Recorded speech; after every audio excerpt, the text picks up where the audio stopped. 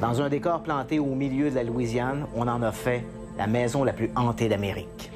Les hantises se produisent à répétition, dans le même lieu et sur une période de plusieurs années, souvent des décennies, parfois des siècles. Il n'y avait personne autour de moi, mais quelqu'un m'a vraiment touchée. Et ce n'était pas si désagréable. De 1817 à 1917, des familles successives habitant la plantation Myrtle sont décimées par des morts tragiques. Mauvais sort ou coïncidence. En 1980, un groupe de citoyens de Brooksville sauve de la démolition une demeure historique. Ils réalisent bientôt que la propriété est hantée. En 1973, la ville de Calgary transforme une demeure patrimoniale en musée-restaurant. Mais des spectres invitent bientôt aux soirées meurtres et mystères. Hantise, à dossier mystère.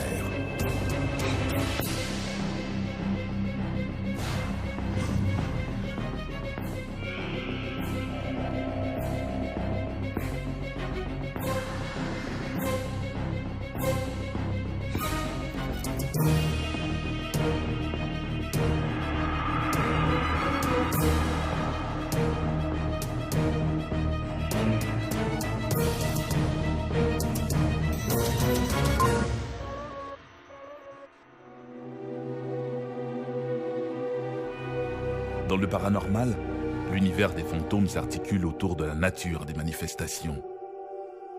Dans les cas où les individus sont au centre de ces phénomènes, on parle de fantômes, de spectres ou de poltergeist. Quand ce sont les lieux qui semblent être la source de ces épisodes surnaturels, on parle de hantise, et une hantise peut marquer plusieurs générations. Rarement pour le mieux.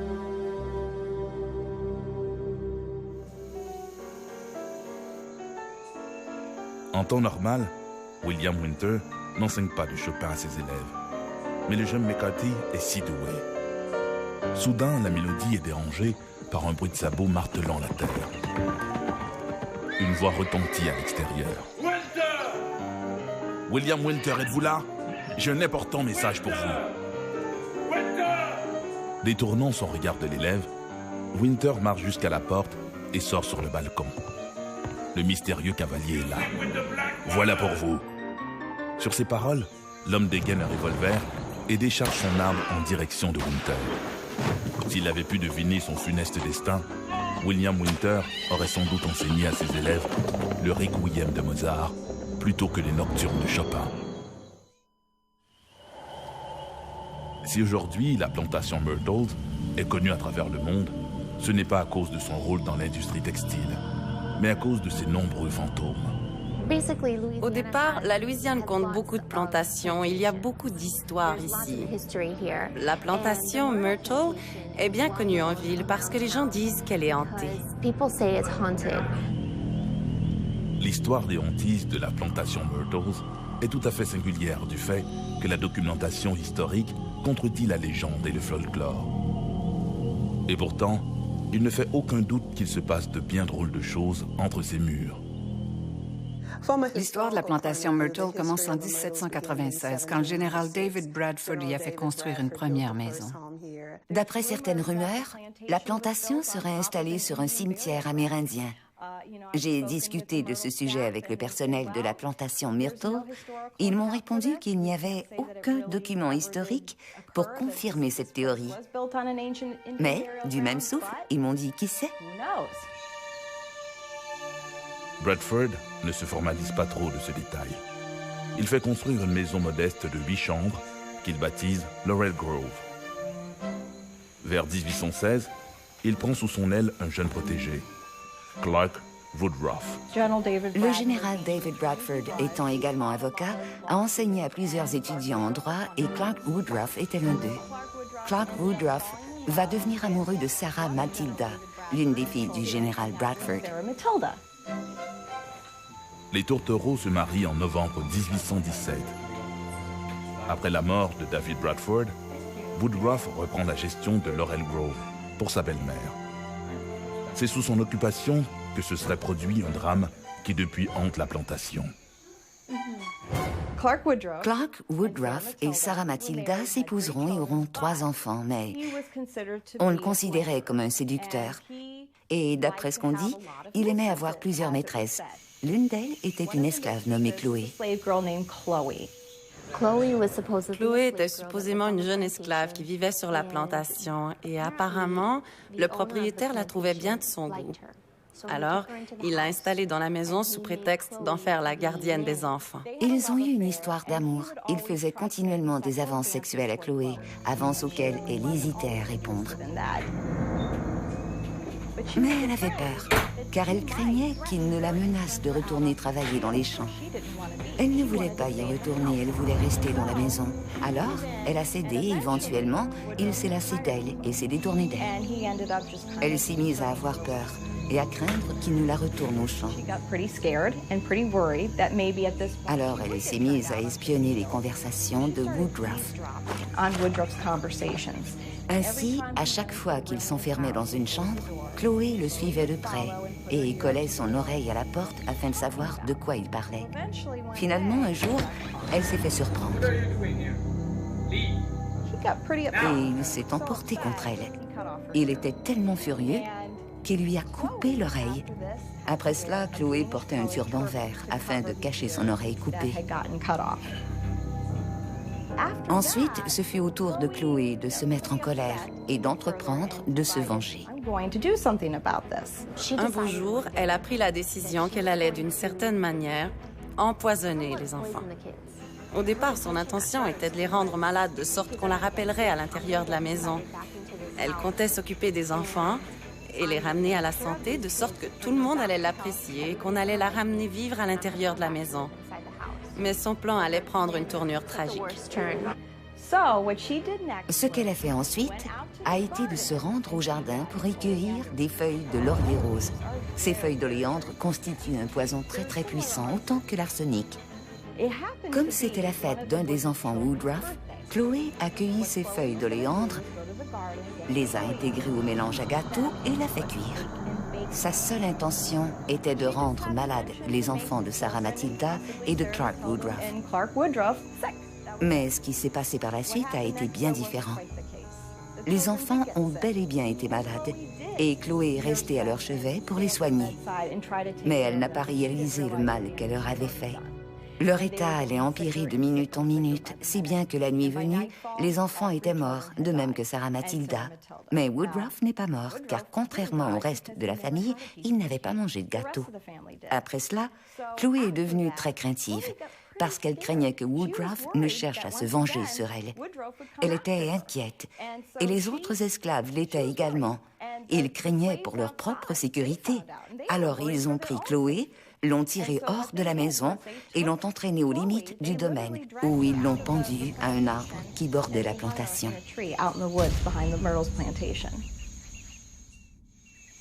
Depuis, on raconte que son fantôme entrait la plantation Myrtles.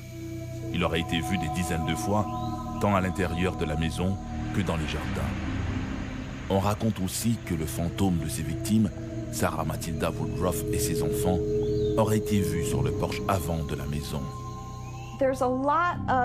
Encore une fois, il y a beaucoup de désaccords avec cette version, parce qu'il y a des rumeurs qui prétendent que Chloé n'a jamais existé. Elle n'était pas nécessairement une esclave de la plantation et aucun document ne confirme l'existence de Chloé. C'est là l'un des désaccords majeurs. L'autre, c'est que l'on prétend que Sarah Matilda et ses enfants n'ont jamais été empoisonnés. Ils seraient plutôt morts de la fièvre jaune.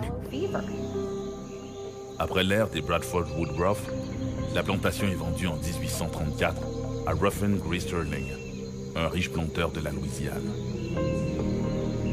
Il fait agrandir les bâtiments et renomme l'endroit Plantation Myrtles. Alors que Sterling meurt d'une fièvre foudroyante en 1854, son gendre, William Winter, est abattu par un cavalier sur le porche de la maison en 1871. Toutefois, d'après une légende, William Winter ne se serait pas écroulé sur le porche.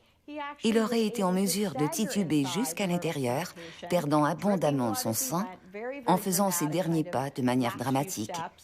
Il aurait gravi les 17 marches de l'escalier pour aller se réfugier dans les bras de son épouse, Sarah Mulford, et c'est là qu'il serait mort. Maintenant, d'après les légendes de fantômes, les gens ayant habité la maison ultérieurement entendaient précisément 17 pas dans l'escalier avant que les brumes s'arrêtent. Beaucoup de gens croient que Willie Winter n'aurait jamais quitté la plantation et qu'il est toujours là. Mais encore une fois, il y a beaucoup de désaccords sur cette version de l'histoire, car des documents historiques affirment que même s'il est mort sur la plantation, il n'a jamais pu retourner à l'intérieur pour mourir dans les bras de sa bien-aimée. Dans les années 1970, les nouveaux propriétaires, James et Frances Kerman Myers, décident de faire de l'endroit un bed and breakfast. La plantation Myrtles devient vite un incontournable sur le circuit des lieux hantés. Parfois, les gens réservent, mais quittent au milieu de la nuit parce qu'ils ont entendu des bruits, des pas dans l'escalier, des fenêtres qui tremblent ou simplement une présence. Beaucoup de gens refusent de passer la nuit là. Nous n'avons pas passé la nuit là non plus. Nous nous y sommes rendus pour construire une belle histoire intéressante sur la plantation, faire de belles images des chambres, et nous nous sommes retrouvés à filmer quelques scènes bizarres. J'ai fait le montage vidéo et je n'ai fait aucune modification. Pas de correction de couleur, ni d'augmentation de contraste. Nous l'avons simplement ralenti afin de pouvoir voir cette image. Et vous pouvez la voir faire son chemin depuis la porte derrière moi, descendre un peu hors cadre, puis recommencer à monter devant moi jusqu'au-dessus de mon épaule. Moi, j'y vois le profil d'une femme. On reconnaît son nez, ses lèvres, ses joues, son front. Mais sur une seule des images, lorsqu'on met l'appareil à pause. Par la suite, l'image remonte et devient complètement différente. C'est simplement bizarre. On raconte que le grand miroir installé dans le vestibule renfermerait les esprits d'enfants morts en ces lieux. Supposément, on retrouve des empreintes de mains sur le miroir. Des empreintes de mains de fantômes, des petites qui semblent être des empreintes d'enfants et les plus grandes qui seraient celles d'adultes juste au-dessus de celles des enfants. Plusieurs gens croient que ce seraient celles des enfants décédés dans la maison et ces empreintes semblent se former à l'intérieur de la vitre du miroir. Ils ont nettoyé le miroir à de très nombreuses reprises. Ils ont même remplacé le miroir, mais rien ne fait disparaître ces empreintes. Les hantises de la plantation Myrtles ont été ici au rang d'énigme nationale. L'endroit a été classé parmi les lieux les plus hantés des États-Unis, voire qualifié de la maison la plus hantée d'Amérique. Nous avons la réputation d'être la maison la plus hantée d'Amérique. Je dis fièrement que nous nous débrouillons très bien avec cette situation. Je travaille ici depuis quelques années et nous sommes à la hauteur. Cette maison est vraiment la plus hantée d'Amérique. Les faits historiques contredisent peut-être les hantises de la plantation Myrtles. Mais cela, apparemment, les fantômes l'ignorent. Une maison est dite hantée quand on y constate des bruits inexpliqués, des lueurs mystérieuses ou encore des apparitions de fantômes ressemblant généralement à d'anciens locataires de la maison. Mais il arrive, occasionnellement, que ces visiteurs indésirables n'appartiennent pas à la maison.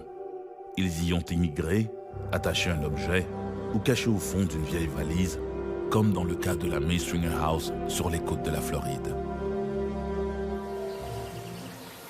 Au gré de la visite, les touristes se retrouvent dans une chambre du 2e étage. C'est une chambre d'enfant. La guide, qui ce jour-là est accompagnée de sa fillette de 9 ans, explique qu'il s'agit de la chambre de la petite Jessie May Saxon, une enfant décédée en ces lieux en 1872, à l'âge de 3 ans. Comme vous le voyez, enchaîne le guide en désignant un berceau situé juste à côté du lit, nous avons même des poupées en porcelaine. Ces poupées étaient très populaires à la fin du 19e siècle et ressemblent sans doute à celles que possédait la petite Jessie May Saxon. Tout en poursuivant ses explications sur l'univers des jouets antiques, sa fille, qui se tient debout à ses côtés, tire sur les vêtements de sa mère pour attirer son attention. « Maman, maman !» répète-t-elle. « Attends un peu, mon ange. Maman est occupée. Tu ne dois pas prendre la poupée comme tu l'as fait. »« Ah non? Et pourquoi ?» demande Bonnie, l'air intrigué. « Parce que la petite fille n'aime pas ça. » L'origine des hantises de la maison remonte au 19e siècle, quand un certain John May acheta une terre à Brooksville, dans le comté d'Hernando, sur la côte ouest de la Floride, afin de s'y établir avec sa famille. La maison May Stringer est un endroit fascinant. Elle a été construite en 1857 par un nommé John May, originaire d'Alabama, au moment où lui-même et son épouse Marina sont descendus vers le sud avec leurs enfants pour démarrer une plantation. Il a construit une maison de 4 chambres afin que sa famille puisse y habiter. Après avoir emménagé, Marina donnera naissance à un deuxième enfant, une autre petite fille. Mais le bonheur des May est de courte durée. À l'âge de 25 ans, John May décède dans cette maison. Il avait ce qu'on nommait à l'époque une consomption. Alors nous avons cette jeune femme, dans la très jeune vingtaine, mère de 2 enfants et propriétaire d'une plantation qu'elle doit administrer. Elle le fera, et elle le fera très bien. Ensuite, en 1865, à la fin de la guerre civile, un nommé Frank Saxon, originaire de la région, fait la connaissance de Marina et l'épouse. Quand Frank emménage dans la maison, Marina tombe enceinte. Elle accouchera d'un petit garçon qu'ils prénommeront Franklin, mais qui ne vivra que 5 semaines et qui mourra dans cette maison. Il était très malade à la naissance et n'a tout simplement pas survécu. Marina sera de nouveau enceinte et cette fois, elle accouchera d'une petite fille qu'ils nommeront Jessie May Saxon. 3 semaines après la naissance de Jessie, Marina décède à son tour. Jessie vivra ici avec son père et ses 2 demi-sœurs, les 2 filles de John May, durant près de 3 ans, jusqu'à ce qu'elle meure elle aussi. Elle est exposée dans le parloir de la maison familiale, puis enterrée dans une tombe anonyme, près de sa mère, devant la résidence. Après le décès de Jessie, Frank Saxon épousera Tallulah Hope. Tallulah était l'une des filles des fondateurs de la région de Brooksfield. Une fois mariée, Tallulah ne voulait pas vivre dans cette maison. Elle voulait que Frank construise une nouvelle maison plus grande, ce qu'il fit. L'ancienne maison est restée vide durant quelques années, environ 4 ans, jusqu'en 1880, quand le docteur Stringer, Sheldon Stringer, un médecin, se porte acquéreur de la maison. Il y vivra avec sa famille jusque dans les années 1950. Pendant la période où il y habitera, il y ajoutera des chambres, une dizaine de chambres. Il a construit cette maison parce qu'il voulait en faire la plus belle maison de Brooksfield. Il a commencé à faire des ajouts à la maison. La maison devient l'une des plus imposantes du comté d'Hernando, avec ses 3 étages et ses toitures en pignon. Dans l'ancienne partie, le praticien fait aménager sa salle d'attente et son cabinet médical. L'une des chambres devient une unité de soins pour ses patients les plus malades. Hélas, beaucoup y rendront leur dernier souffle. Des gens sont morts, bien sûr que des gens mouraient. Il était médecin et soignait des gens aux prises avec diverses maladies graves. Beaucoup d'incidents mortels se sont déroulés dans cette maison. La maison est restée propriété de la famille Stringer jusqu'en 1949, jusqu'à ce que la petite fille du docteur Stringer la vende hors de la famille à un médecin local qui la louera à différentes familles fortunées. Dès lors, ce sera une maison de location de 1950 à 1974, année où elle fut abandonnée. Pendant de longues années, cette résidence qui naguère était l'un des fleurons de Brooksville devient un refuge pour les itinérants, les toxicomanes et autres marginaux. Le comté avait condamné le bâtiment et il allait être détruit pour faire place à un centre médical. C'est à ce moment que le fondateur de l'association patrimoniale est intervenu et a manifesté son intention de la préserver, faisant valoir que c'était une des plus vieilles maisons de Brooksfield et qu'il fallait la conserver. Aujourd'hui, la May Stringer House a retrouvé son cachet dans le temps. Elle apparaît comme elle était au temps du brave Dr. Stringer. Les pièces accueillent à présent une collection de quelques 150 000 artefacts liés à l'histoire des États-Unis et, plus spécifiquement, à l'évolution sociale et culturelle du comté d'Hernando. Mais la May Stringer House est aussi l'une des maisons les plus hantées d'Amérique. Officiellement, on vous dira qu'il y a 1 ou 2 fantômes, Jessie May Saxon et une paire d'autres. Mais officieusement, on sait qu'il y en a au moins 7 ou 8 autres. Ce bâtiment abrite 11 000 artefacts, tous de provenance exotique. Soit ils viennent d'ailleurs aux États-Unis, soit de pays étrangers. Qui sait d'où ils viennent? On ne le sait pas. Ils ont tous été donnés. Ces objets étaient la propriété de gens décédés et qui les ont aimés. Et quand vous avez des poupées anciennes, par exemple, qui sont parmi les objets les plus aimés qui soient, vous êtes en présence d'un trésor qui fait l'objet d'un grand amour. Quand un artefact est introduit quelque part, il n'est pas impossible qu'un esprit vienne avec. À en croire des médiums, les principaux fantômes seraient ceux de Jessie May Saxon et de ses parents, Frank et Marina, ainsi que celui du Dr. Stringer. On dit que la petite Jessie May se serait rendue coupable d'une kyrielle de manifestations espiègles. Jessie May était la fille de Frank et de Marina et elle est le seul fantôme reconnu par l'association patrimoniale. Quoi qu'il arrive dans cette maison, c'est Jessie May qui emporte le blâme. Mais Jessie May n'avait que 3 ans et c'est un fantôme qui a 3 ans. Jessie est un des fantômes les plus populaires ici. Elle est très enjouée, comme le serait n'importe quel enfant normal. Elle aime déplacer les jouets et les objets. Lorsque nos bénévoles ferment la maison le soir, tous les objets sont soigneusement remis en place. Et à l'ouverture le lendemain matin, il leur arrive de se rendre compte que les objets ont été déplacés. Une pièce du 2e étage de la maison hantée May Stringer a été aménagée en chambre d'enfant. On y retrouve un berceau antique où dorment 2 poupées de porcelaine. Celles-ci seraient les jouets favoris de la petite Jessie May. Un après-midi, je menais une visite guidée. Nous étions dans la chambre et je racontais l'histoire des poupées de porcelaine. Et comme à chaque fois que je raconte l'histoire des poupées de porcelaine, je prends une des poupées qui date d'avant la guerre de Sécession, une très très vieille poupée. Et je parlais de la poupée, je racontais comment la poupée est hantée. C'est l'une des seules histoires de fantômes que nous ayons le droit de raconter durant les visites de jour. Et comme chaque fois que je raconte cette histoire, je caresse la joue de la poupée. Ce jour-là, ma fille m'a interrompue en me disant « Maman, il y a une petite fille debout à côté de toi et elle dit qu'elle déteste quand tu touches son bébé. Et elle veut que tu saches que ce n'est pas une poupée, c'est son bébé. » J'ai été très surprise. Mais depuis ce jour, je ne touche plus jamais à la poupée, à moins que je doive absolument le faire.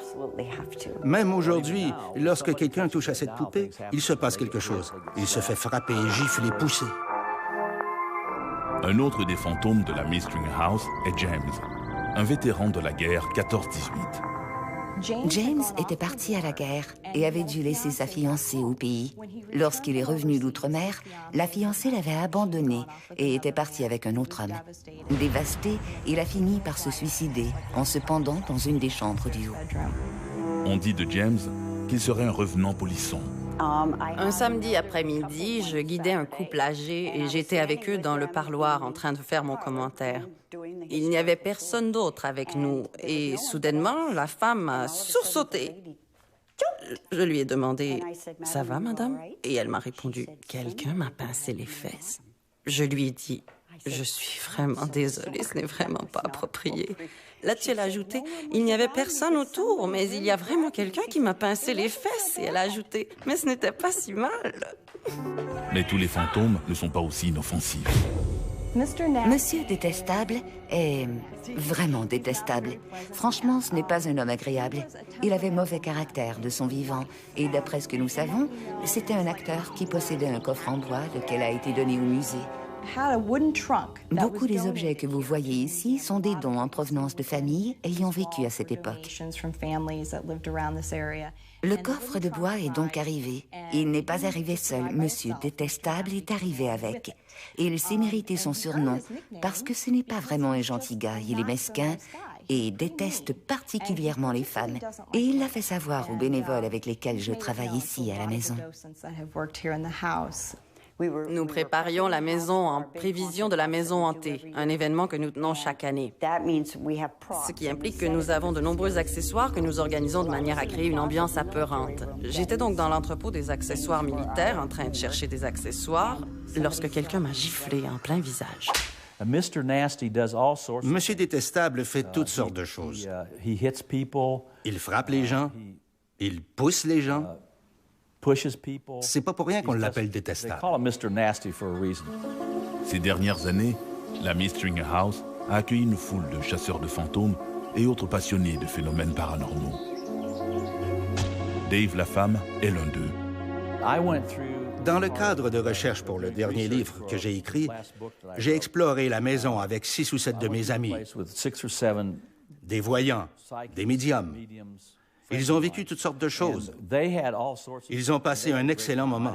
Moi, je n'ai pas vécu le même genre d'expérience qu'eux, mais à la fin de la soirée, nous étions dans la salle à dîner et quelqu'un a posé un disque sur le vieux Victrola. Il l'a fait jouer. Ça jouait de la musique, mais sitôt que ça s'est mis à tourner, nous avons entendu comme un affreux grognement. Un grognement qui provenait du voisinage du Victrola. Ça ne provenait pas de la machine elle-même, mais c'était à proximité. Et quand nous avons regardé, moi-même je l'ai aperçu. Il y avait comme un gros nuage noir. Vous pouviez voir que la salle militaire était sombre. C'était là que ça se passait. Et tous les appareils photo, les téléphones ont cessé de fonctionner.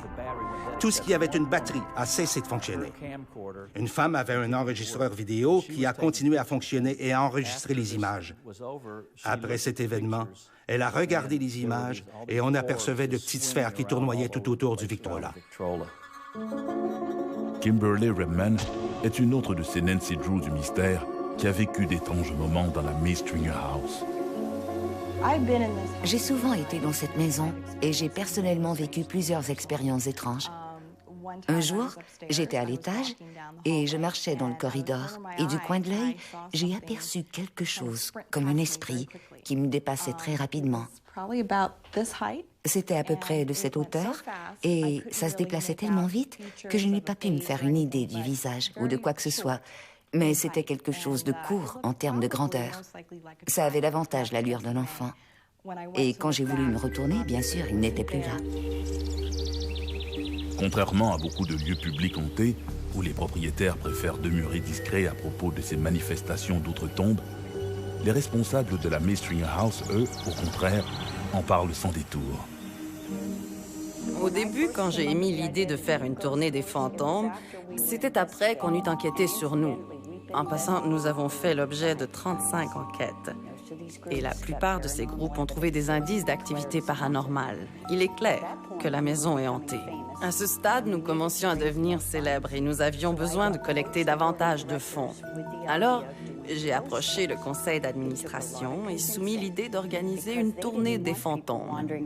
Il a fallu utiliser des arguments convaincants parce qu'ils ne voulaient pas de gens qui viendraient flâner dans cette précieuse maison pendant la nuit. Mais ces visites ont connu un grand succès. C'est pourquoi ils ont finalement accepté. Il faut croire que les administrateurs ont compris que la meilleure façon de vaincre sa peur, c'est de l'affronter. C'est une magnifique maison. Une maison splendide. La localisation est superbe. Au sommet d'une colline, et c'est vraiment un lieu magnifique. Et si je devais passer l'éternité ailleurs qu'au paradis, je crois que la maison Miss Stringer serait un excellent choix. Des lieux, des objets, sont-ils stigmatisés par les événements du passé? D'où viennent ces apparitions? Dans la plupart des cas, les témoins ont l'impression d'assister à des événements du passé, comme si les fantômes étaient les acteurs d'une pièce sur laquelle le rideau est tombé depuis longtemps. Dans certains cas, cependant, les témoins ont l'impression qu'il y a un sens caché derrière les manifestations, comme si, de l'au-delà, le ou les défunts cherchaient à terminer une tâche inachevée ou à attirer l'attention sur un détail précis. Comme dans le cas d'une maison historique en Alberta, la Dean House.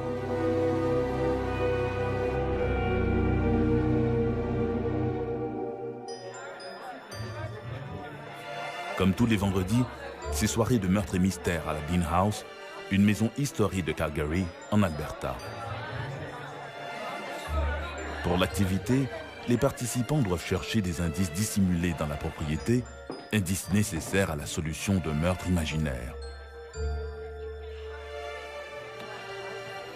Toutes les pièces leur sont accessibles, sauf le sous-sol, un endroit réservé qu'aux organisateurs.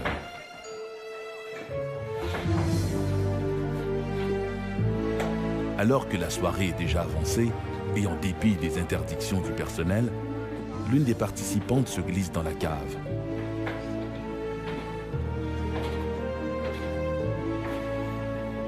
Elle espère trouver un indice dans le vieux coffre au pied de l'escalier. Elle réalise bientôt qu'elle n'est pas seule dans la pièce. Un Amérindien portant une longue coiffe de plumes la dévisage. Dans un anglais approximatif, il lui dit qu'elle ne devrait pas se trouver là. La femme remonte en informer un membre du personnel, mais au sous-sol, l'Amérindien n'est plus là. Rien d'étonnant. La Dean House est l'une des maisons les plus hantées au Canada.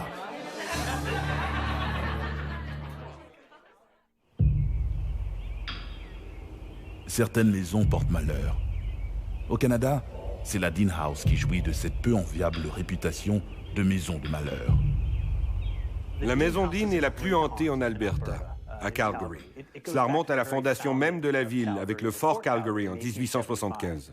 La maison Dean a été construite en 1906 pour Richard Burton Dean, le surintendant du nord-ouest de la police montée royale canadienne. Il était venu ici pour prendre le commandement du baraquement de Calgary. Il y avait un baraquement sur le 4e côté, mais il ne voulait pas vivre parmi ces hommes. Il voulait avoir sa propre maison. Alors, la maison a été construite expressément pour lui, pour sa famille et son épouse. Mais avant que les travaux ne soient achevés, son épouse décède d'une maladie foudroyante à Lethbridge. Ce décès inattendu marque le début d'une longue liste funeste. Présentement, la maison n'est pas sur le terrain où elle avait été construite à l'origine. Au début, elle était proche des baraquements parce que le capitaine Dean devait superviser ces hommes. Après le départ de Richard Burton Dean en 1914, la compagnie des chemins de fer Grand Trunk Pacific a racheté le terrain sur lequel se dressaient les baraquements de Calgary. Et la maison, qui à l'origine se dressait à l'angle de la 9e avenue et de la 6e rue, a été déménagée 1 kilomètre plus à l'est pour devenir la maison du chef de gare de la compagnie ferroviaire. Elle a été déménagée une première fois à l'arrivée de la compagnie des chemins de fer. Puis elle a été déménagée une deuxième fois de l'autre côté de la rivière. On en a même parlé dans Popular Mechanics, car c'était vraiment un grand défi d'ingénierie que de faire traverser la rivière à une maison à l'époque. Ensuite, elle est devenue une maison de chambre, et c'est là qu'elle a connu les moments les plus sombres de son histoire. C'est là que la maison a acquis sa mauvaise réputation. C'était une maison de chambre, et une maison de chambre est souvent habitée par des gens qui vivent des moments désespérés et n'ont plus vraiment d'autre choix pour se loger. Durant cette période, on raconte que plusieurs morts soudaines seraient survenues entre ces murs. Un homme aurait été poussé dans l'escalier par une force invisible et serait mort sur le coup. Une prostituée y aurait été découverte assassinée par un client sadique complètement saoul. En 1933, un adolescent épileptique, incapable de supporter davantage les railleries de ses camarades de classe, se suicide dans le grenier de la maison.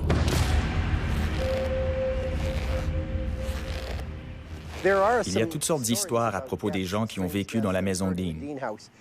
Certaines sont vraies et d'autres probablement fausses. Il y a par exemple l'histoire de cette femme qui s'est suicidée en sautant par la fenêtre du 2e étage. Pardon, du 3e étage. Également l'histoire d'un jeune garçon qui s'est pendu dans le grenier de la maison et celle entre autres d'un homme tué par balle sur la galerie. En 2001, quand nous avons commencé à enquêter sur la maison Dean, nous avons fait beaucoup de recherches sur l'histoire et nous avons à cette occasion écrit une histoire de la maison Dean.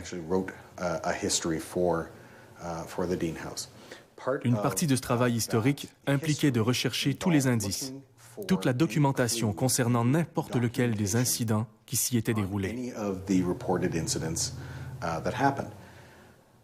Ce que nous avons découvert, c'est qu'aucun n'avait de fondement réel, sauf un. Et ce cas était celui d'un meurtre suivi d'un suicide en 1971. Une femme vivant une relation conjugale abusive s'était trouvée une chambre ici avec ses 2 enfants. Son mari l'a retrouvée et l'a tuée avant de s'enlever la vie. Ce sont les enfants qui ont retrouvé les 2 cadavres le lendemain matin. C'est une histoire franchement horrible, mais c'est la seule qui soit vérifiable en ce qui a trait précisément à cette maison. En 1973, la ville de Calgary achète la Dean House, la maison Dean, pour l'ajouter à son patrimoine. Après avoir été une maison de chambre, elle a été rachetée dans les années 1970 par un organisme de la ville de Calgary, le Dandelion Gallery, qui en a fait une sorte de résidence pour artistes. Récemment, elle a été rachetée par la ville de Calgary et elle est aujourd'hui administrée par la Société du patrimoine de Calgary, qui en a fait un restaurant.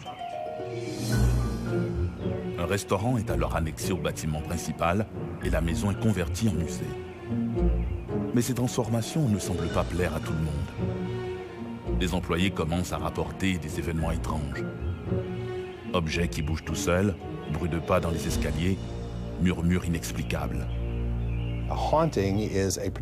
La qualité d'être hanté appartient à un lieu particulier. Cela peut être une maison, cela peut être un commerce, un bout de route, une zone forestière, n'importe quel endroit où des gens ont de manière répétitive fait l'expérience d'un phénomène qu'ils décrivent comme paranormal ou surnaturel. Habituellement, ce sont des phénomènes liés à des perceptions sensorielles, voir, entendre, sentir, lesquels sont généralement liés à une activité humaine, tels des bruits de pas, le son d'une voix, une apparition ou un contact tactile comme un point froid. Ces phénomènes contribuent à créer la nature hantée d'un lieu parce qu'ils se produisent à répétition, dans le même lieu et sur une période de plusieurs années, souvent des décennies, parfois des siècles. Dans une pièce du premier étage, des employés rapportent même avoir observé le spectre d'un homme confortablement assis, fumant la pipe. Ce même personnage est aussi aperçu dans l'escalier menant aux étages. Parfois, ce n'est que l'odeur de sa pipe qui envahit les lieux. Dans le passé, il y a eu des interactions avec le personnel qui travaille ici, dans le restaurant. Ils ont été témoins de choses qui se déplaçaient. Ils étaient tout à fait convaincus d'avoir placé un objet ailleurs. À certains moments, ils ont senti des odeurs comme celle de la fumée d'une pipe, ou encore ils étaient seuls dans la maison et avaient le sentiment que quelqu'un d'autre y était. En avril 1990, un prêtre y tient une séance d'exorcisme. Pendant un temps, les phénomènes s'estompent. La même année, une télévision locale, CFCN, invite une médium à la Dean House. Celle-ci affirme ressentir au moins 2 esprits. Elle ajoute que l'édifice se dresserait aujourd'hui sur un ancien cimetière autochtone.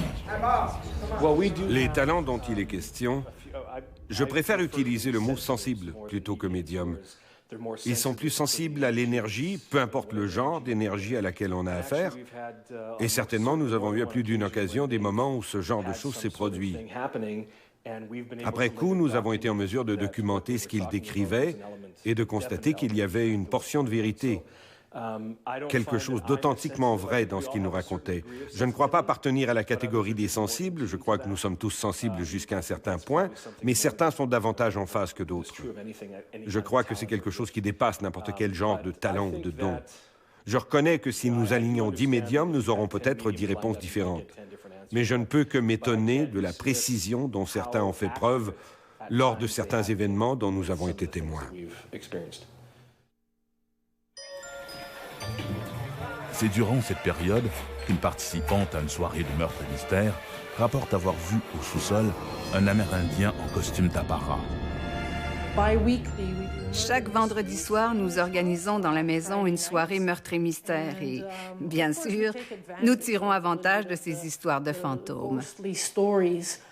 Un soir, durant un de ces meurtres et mystères, une femme a raconté être descendue au sous-sol et avoir aperçu un Amérindien qui lui aurait dit qu'elle était en terre sacrée, qu'elle n'avait pas d'affaires là et qu'elle devait partir. Alors elle est remontée et a raconté ça aux membres du personnel qui sont descendus et n'ont rien trouvé. Au début des années 2000, un groupe d'enquêteurs de Calgary, le Centre d'études avancées sur le paranormal, ou simplement CAPI, décide d'enquêter sur la maison Dean. Question de séparer le mythe de la réalité. Ils ont enquêté sur cette maison, ont fait différentes expériences et ont conclu que oui, cette maison est bel et bien hantée. Très hantée, comme ils l'ont formulé. Je crois que la plupart des gens, lorsqu'ils meurent, s'en vont vers une autre phase de la vie, Peu importe ce que ça peut être, nous le découvrirons tous à la fin. Mais je crois qu'il y a des gens qui, pour une raison quelconque, se retrouvent coincés ici. Pas tout à fait dans notre monde, pas tout à fait dans le monde suivant, mais dans une sorte d'entre-deux, où les frontières sont floues et où nous sommes en mesure d'interagir d'une certaine façon. Mais je crois que ces gens sont beaucoup moins nombreux et loin derrière le nombre d'histoires qui circulent sur leur compte. Il faut dire que pour le leader du groupe, Tom Davis, la maison Dean n'est pas tout à fait étrangère à son intérêt pour le paranormal. Quand j'étais adolescent, j'étais bénévole à la radio de l'Université de Calgary. Et un ami et moi-même avons reçu une carte de presse, ce qui n'est peut-être pas la meilleure chose à offrir à un adolescent. Mais pendant qu'on rénovait ce bâtiment, nous avons décidé de faire un reportage sur le sujet. Et nous avons fait notre reportage pour la radio. On nous a autorisés à circuler dans le bâtiment alors qu'il était pratiquement en pièces détachées. Et quand mon ami et moi sommes arrivés au 2e étage, ici nous sommes actuellement au 2e étage. Donc, quand nous avons commencé à circuler à l'étage, nous avons été jusqu'au bout du corridor, où l'espace se divise en un autre corridor et 2 chambres, du moins à l'époque. Beaucoup de murs avaient été démolis, mais on pouvait toujours voir où étaient les placards. On les démolissait pour en faire une seule grande pièce, comme c'est maintenant. Mon ami était derrière moi et me suivait. À 30 secondes peut-être, 1 minute de délai. Il est entré dans la chambre où nous sommes maintenant, simplement pour voir ce qu'il y avait. De mon côté, je me suis dirigé vers la chambre de droite. J'ai jeté un coup d'œil et j'ai aperçu une femme debout. La femme était vêtue de bleu et elle avait presque l'air timide. En détournant le regard, je me suis dit que je ne devrais pas la regarder. Et quand j'ai relevé les yeux, elle n'était plus là. Ensuite, mon ami est arrivé et m'a dit « Hey, c'est une belle place ». Et je lui ai dit « Tu ne croiras jamais ce que je viens de voir ». Et je lui ai raconté ce qui venait de m'arriver. Et il a dit « C'est bizarre parce que de l'autre côté du placard, moi aussi j'ai vu cette femme debout, comme s'il n'y avait pas de mur ». Lors de l'investigation du CAPI, les membres enquêteurs ont noté quelques anomalies magnétiques et électriques. Quelques-uns d'entre eux ont également eu la sensation subjective d'être épiés ou de ne pas être seuls, mais rien de très convaincant. Au cours des 10 dernières années, nous avons vraiment appris beaucoup à propos de l'énergie électromagnétique, sur la manière dont les câbles à haute tension peuvent interférer avec la perception des gens, comment ils peuvent affoler les boussoles, comment ils peuvent amener des détecteurs de champs magnétiques à donner de fausses lectures.